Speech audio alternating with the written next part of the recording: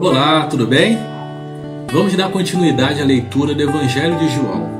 Se você não viu os vídeos anteriores, tá aqui em cima, tá bom? Para você poder assistir depois. Nesse vídeo, nós vamos ficar apenas no versículo 14. Há lições preciosas para as nossas vidas. Fique aí, assista até o final.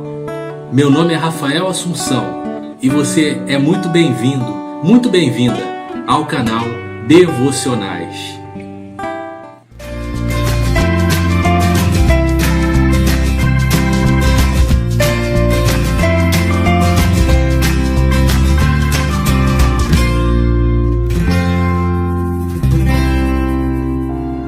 A palavra tornou-se carne. Evangelho de João, capítulo 1, versículos do 1 até o 18. Versículo 14 diz o seguinte: Aquele que é a palavra tornou-se carne e viveu entre nós. Vimos a sua glória, glória como do unigênito, vindo do Pai, cheio de graça e de verdade. Vamos ficar somente nesse versículo 14. E logo nesse começo ele fala: aquele que é a palavra tornou-se carne. Ou seja, Jesus, o próprio Deus, ele se fez carne. Olha só que coisa maravilhosa. Jesus, o Criador do universo, o Deus Todo-Poderoso, ele se esvaziou da sua glória. Ele abriu mão da sua majestade, da sua glória e se tornou um ser humano em carne e osso, como eu e você. Jesus, ele abriu mão da sua divindade. Ele abriu mão dos 3 atributos da divindade: a onisciência, a onipotência e a onipresença. Ele abriu mão disso. Ele foi um ser humano comum, como eu e você. Ele abriu mão da sua onisciência, ou seja, ele não conhecia mais todas as coisas. Tanto que lá em Mateus 24, ele vai falando sobre o fim dos tempos, sobre tudo que deveria acontecer. E os discípulos, ele falam: mas mestre, quando é que essas coisas vão acontecer? Quando que vai ser o dia da sua vinda? Lá no versículo 36, ele fala: olha, o dia e a hora ninguém sabe, nem os anjos, nem eu, o Filho, somente o Pai. Por quê? Porque ele já não era mais onisciente, ele já não conhecia todas as coisas. Ah, Rafael, mas há vários versículos da Bíblia que dizem que Jesus ele lia os pensamentos, ele sabia as intenções do coração. Sim, pela revelação do Espírito Santo. O Espírito Santo, ele revelava, ele mostrava a Jesus tudo o que ele deveria saber. Mas ele não era onisciente, porque ele abriu mão desse atributo. Jesus, ele não era mais onipotente, ele não era mais um Deus Todo-Poderoso. Tanto que somente depois que ele ressuscitou, lá em Mateus 28, ele diz: é-me dado todo o poder nos céus e na terra. Enquanto ele era um ser humano, como eu e você, limitado, ele não era o Todo-Poderoso. Então todos os milagres que ele operava eram com a permissão de Deus. Mas aí sim, quando ele ressuscitou, aí sim, ele passou a ter todo o poder. E ele não era onipresente. Tanto que ele ia de um lugar para o outro andando. Mas depois que ele ressuscitou, não. Ele estava em um lugar e já ia rapidamente para outro. Passava pelas paredes, ele já estava em todos os lugares. Então, ele abriu mão da sua divindade. Jesus, ele se fez carne e ele viveu entre nós.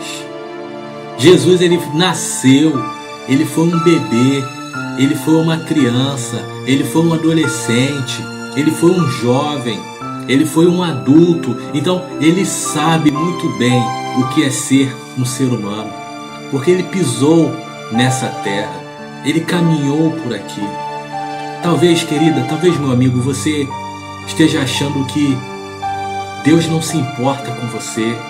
Talvez você se pergunte, poxa, será que Deus entende pelo que eu estou passando? Meu amigo, eu quero te dizer que Jesus, ele entende muito bem toda a situação que você está vivendo agora.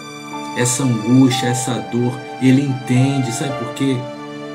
Porque ele viveu isso, ele passou por isso.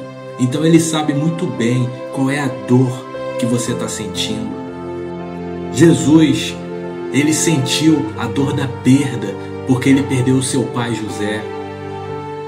Jesus, ele teve que trabalhar, então ele sabe muito bem o que é trabalhar, porque ele era um carpinteiro, ele herdou a profissão do pai. Jesus não era um vagabundo, sabe? Que ficava o dia inteiro relaxadão, descansadão lá. E não é chegada a minha hora ainda não, vou ficar super de boa, quando for a hora eu faço alguma coisa. Não, ele trabalhava, ele ajudava sua mãe. Jesus, ele sabe qual é a dor de ser traído, porque ele foi traído por Judas, um de seus discípulos. Jesus, ele sabe a dor de ser negado, porque ele foi negado por Pedro. Jesus, ele sabe a dor de ser abandonado pelas pessoas mais próximas a ele, porque ele foi abandonado pelos seus discípulos quando ele foi preso. Todo mundo o deixou de lado. Jesus, ele conhece muito bem a sua dor. E minha querida, assim como ele se compadeceu, assim como ele prestou socorro e ajuda para tantas pessoas daquela época, assim como ele se compadeceu do aleijado, do cego, do surdo, do mudo, dos pecadores, assim como ele se compadeceu de tanta classe de pessoas, de tanto tipo de pessoas, pode ter certeza, ele se compadece de você, ele entende você. Jesus, ele não está aqui para te julgar, para te condenar. Jesus, ele não está aqui para apontar o dedo para você. Jesus, ele não está aqui para jogar na tua cara pelos erros que você faz. Não. Jesus, ele está aqui para te ajudar, para te levantar, para te fortalecer. Jesus está aqui para perdoar os seus pecados, para te dar uma nova vida, uma nova chance. Ele quer fazer isso na sua vida. É isso que Jesus quer fazer por você. Ele entende muito bem a sua dor. E eu digo mais, esse Jesus, ele está vivo. Esse Jesus, ele está aí com você. Ele te acompanha, ele te conhece. Esse Jesus é real e ele é presente nos nossos dias. Na continuação desse mesmo versículo 14, Jesus, ele é chamado de unigênito, filho unigênito, ou seja, é o único filho.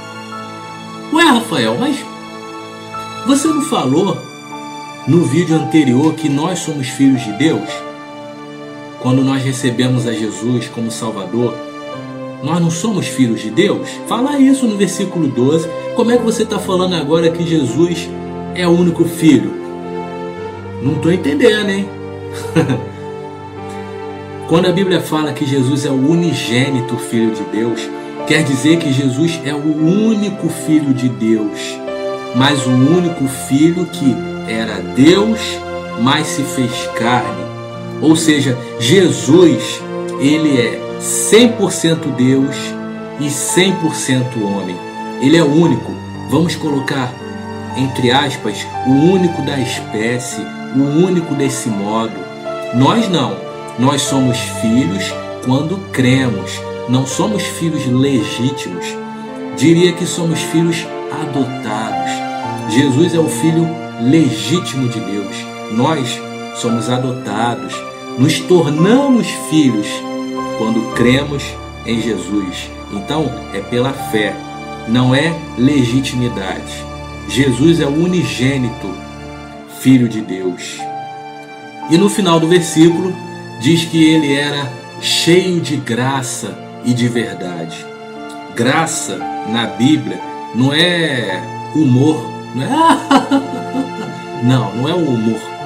Graça na Bíblia é o favor de Deus que é derramado sobre nós, mesmo sem nós merecermos. É o favor imerecido de Deus para com o ser humano. Então Jesus era cheio da graça e de verdade. Jesus é a verdade. Jesus é a verdade que transforma. Jesus é a verdade que liberta. Jesus é a verdade que pode mudar a sua vida. Você já abriu as portas para Jesus entrar na sua vida? Já abriu a porta do seu coração para Ele fazer morada em você? Talvez você esteja se sentindo muito mal com esse surto, com essa pandemia aí do coronavírus, que as pessoas não podem mais sair de casa, as ruas estão vazias, os comércios fechados, shopping fechado, praia, é um toque de recolher, todo mundo tem que ficar em casa. E o medo, o pavor, o pânico, a incerteza começa a tomar conta das pessoas. Eu quero te dizer que no meio de toda essa crise, Jesus ele pode te trazer paz para o seu coração. Ele quer acalmar você. Ele quer te trazer segurança no meio desse caos que está o mundo. Abra o seu coração agora para Ele. Permita que Ele entre na sua vida. Vamos orar? Senhor Deus, querido Pai, eu quero te agradecer, Senhor, por essa pessoa que está vendo esse vídeo. Pai, essa pessoa que tem passado por lutas, essa pessoa que tem estado triste, abatida, essa pessoa, Senhor, que tem sofrido tanto, Pai, essa pessoa que não tem mais vontade de viver, essa pessoa, Pai, que está mergulhada em angústia e medo, Senhor Deus, desse vírus. Pai, eu quero colocar, Senhor Deus, diante de Ti a vida dessa pessoa. Pai, entre no coração dela, faça morada na sua vida, Pai, e transforme-a, Deus, poderosamente, Senhor. Arranque, Senhor Deus, toda a incerteza, todo o medo, todo o pavor, toda a dúvida do seu coração. Que não haja lugar, Senhor Deus, para as tristezas da vida. Que não haja lugar, Senhor Deus, para o pecado. Que não haja, Senhor Deus, lugar para a angústia no coração dessa pessoa. Preencha, Deus, com a Tua presença gloriosa e maravilhosa. Preencha, Deus, essa pessoa com o Teu Santo Espírito, Pai, a partir de agora. Que ela sinta nesse momento a Tua presença maravilhosa. Ó Senhor, transforme a sua vida, mude a sua história, Pai. Perdoe seus pecados, Pai, e lhe dê a certeza de saber que o Senhor está com ela e estará sempre em todos os momentos da vida. Muito obrigado, Senhor Deus, pela vida dessa pessoa e a proteja de toda e qualquer espécie de males. Nós oramos ao Senhor agradecidos no nome poderoso de Jesus. Amém. Muito obrigado por assistir o vídeo até o final. Se você gostou do vídeo, dá like, tá bom? Dê um joinha aí. Se você ainda não é inscrito no canal, inscreva-se e ative o sininho também. Sempre que eu estiver lançando novos vídeos, você vai estar recebendo. Por enquanto está sendo às 5 da manhã, mas muito em breve vão sair vídeos aí em outros horários também, tá bom? Então ative o sininho para você receber em primeira mão. Compartilhe para o máximo de pessoas que você puder, tá bom? Você vai estar abençoando aí a muitas outras pessoas. Mais uma vez, muito obrigado e que Deus te abençoe.